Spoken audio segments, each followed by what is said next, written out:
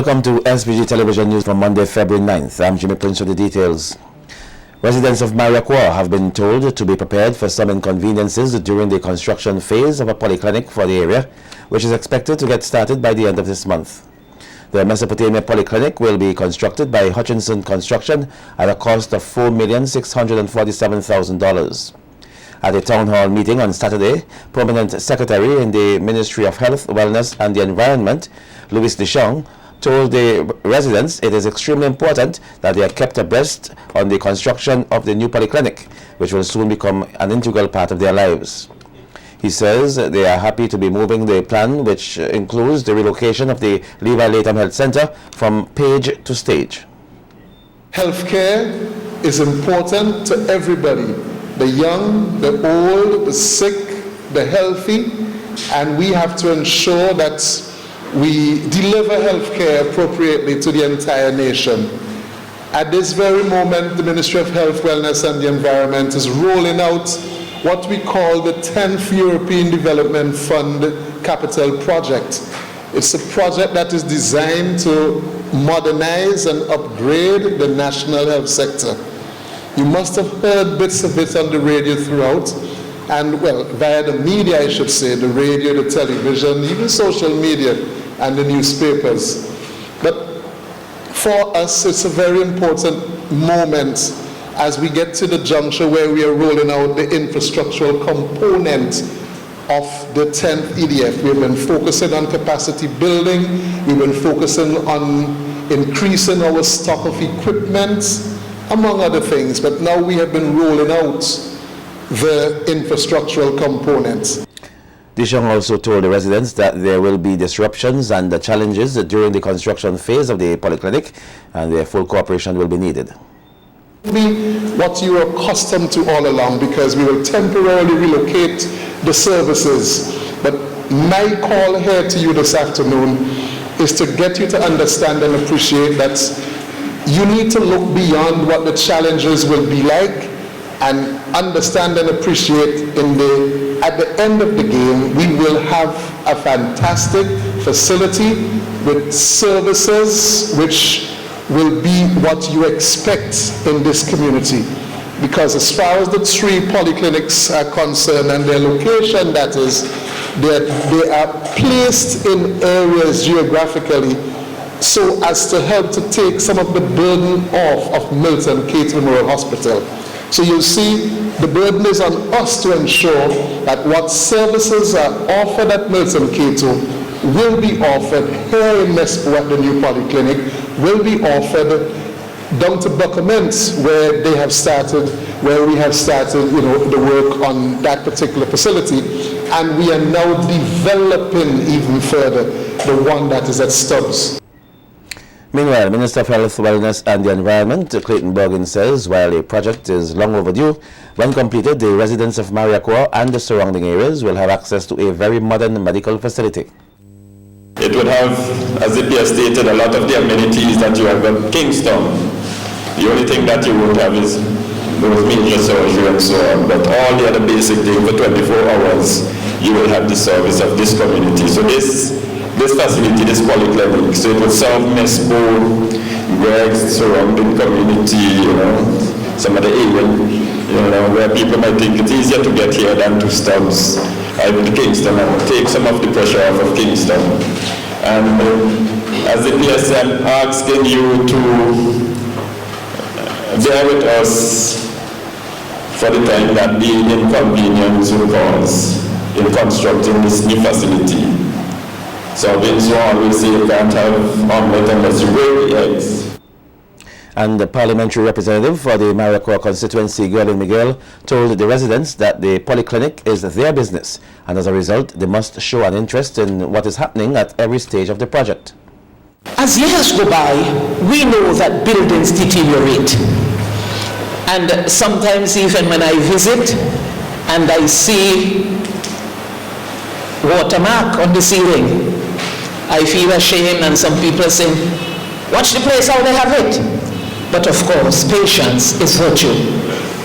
And it is not easy for government to replace many of these important facilities. Sometimes government can do it from local funding, sometimes it is from counterpart funding. And today I know that we have the funding for it. It should have started before, but there was a little delay.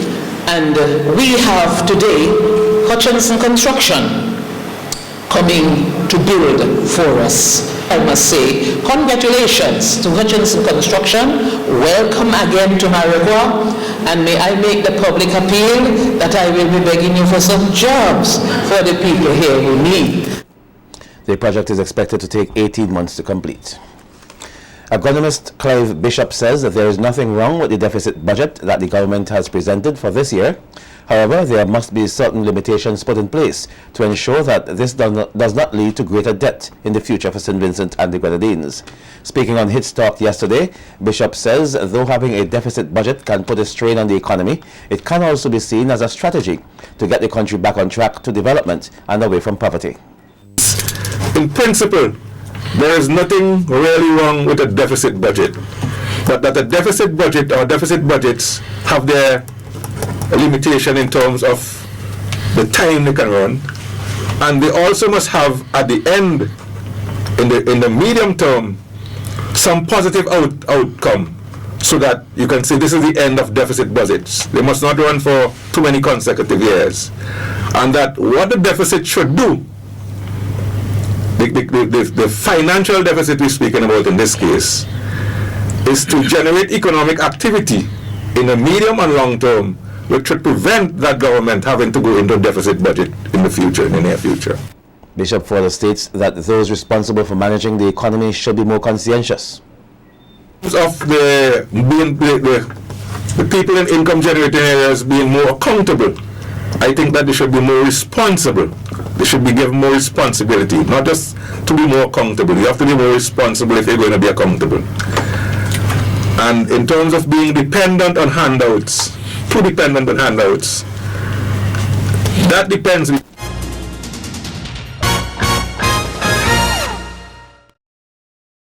The family and the friends of Garth Pompey, who drowned at Mount Young in the Black Point area on Friday, 6 February, are grieving his death. At his home in Chile Village, his loved ones say their pain has been eased as his body was recovered earlier today at the Connery Beach. Pompey, who was a farmer, would occasionally fish with friends. Reports are that he tried to free his fishing line that got entangled and was knocked off a rock by a turbulent wave. His younger sister, Dionise Pompey, described him as a family man who would be missed dearly. Older sister Dionise Delimore said it is still hard to believe her brother is dead.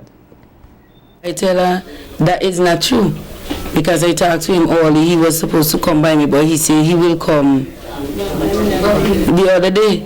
Then I couldn't believe, so I called the neighbor up here, which is Junior, and he tell me he here. So when I called my father, he said get Jess. It's true. So I keep on calling until I find out it's true, because it was hard to believe. So how you feel about something like that happening to your brother? Well, nobody could explain. My only me alone know how I feel. Even I try to explain, in here is still hurting a lot. Up to now I eat and I can't sleep. Sad, because you lose a sister 5 years ago, and now you lose a brother. It's real hard.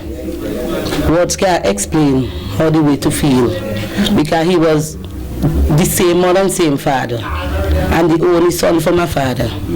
So it real hurt. So what kind of person was he? He was a quiet person for me.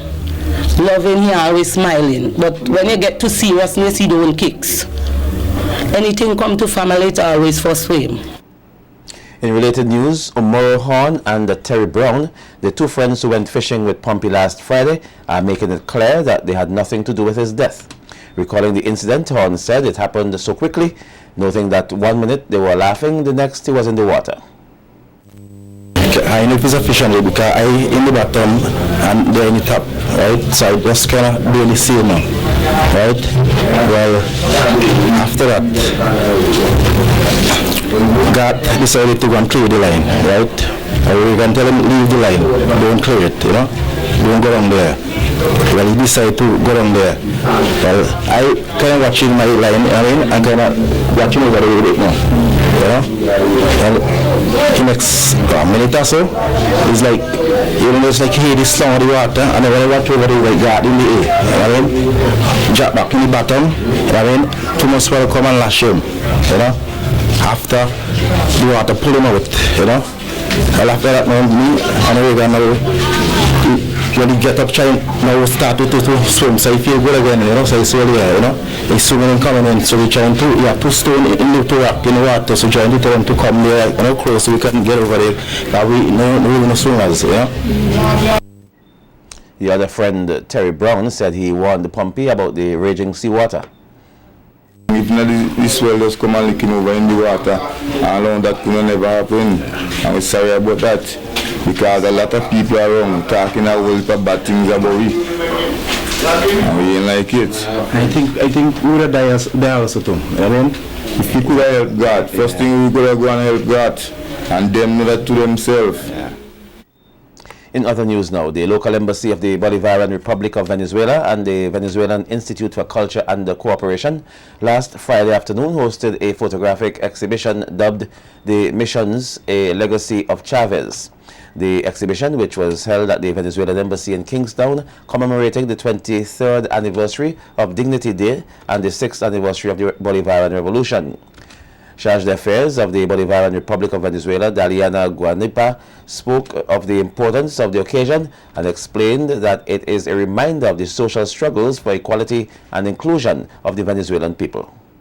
Today we commemorate an unforgettable day, February 4th, 1992, el día en el que un por ahora se convirtió en un para siempre, the day when a for now converted into a forever, and constitutes a timeless moment in the contemporary history of the Bolivarian Republic of Venezuela, as it shaped the present and hopes of millions to continue the development of the future of not only our nation, but also the region.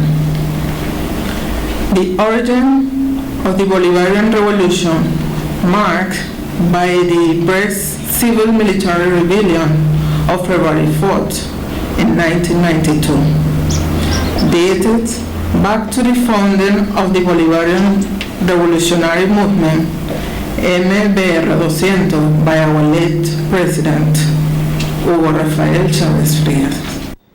Minister of Tourism, Sports and Culture Cecil Mackey says it is very important to have as many activities to remind Vincentians of the foundation on which the relationship between this country and Venezuela was built. What we have here today is pictures that tell the story of the struggles of the Venezuelan people and the various social programs that they have been able to put in place. Social programs that touch about every life in Venezuela, from the very young to the old. We see captured here the work that they do with the animals, the stray animals in Venezuela, the work that they do through their military, engaging the personnel involved in the military as well in social programs, electronics, IT, just about every walk of life, how they use those to engage the people of Venezuela in the social programs. It's a very important lesson for us here in St. Vincent and the Grenadines, because we also have a very strong social program, and Venezuela is a much older democracy than we are in terms of the social programs, and as such we can learn a lot from them. 3 men of Lomans Hill have been sentenced to 6 years behind bars after they were convicted on gun and ammunition charges. Brothers Mike and Michael Prescott, along with Sherwin Phillips, were convicted in the matter, which concluded on Friday. The court heard that on January 30th, police executed a search warrant at a house at Lomans Hill and discovered 3 guns and a quantity of ammunition, which resulted in the arrest of the trio. When they first appeared in court, they pleaded not guilty to the charges, which resulted in a trial. Their lawyer, Israel Bruce, has since indicated his intention to appeal the conviction and sentence.